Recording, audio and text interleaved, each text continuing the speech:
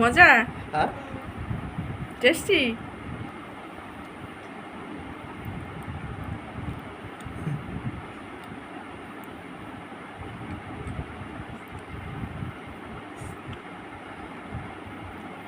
আজকে বমি গন্ধ হয়েছে, ওই যে কাশিন, ওই যে ভাবতেছে আমাকে বলছে আমি কথা বলবো না কোনে, আমি বললাম তাই আজকে ভূমিকম্প হয়েছে, আজকে ভূমিকম্প হয়েছে।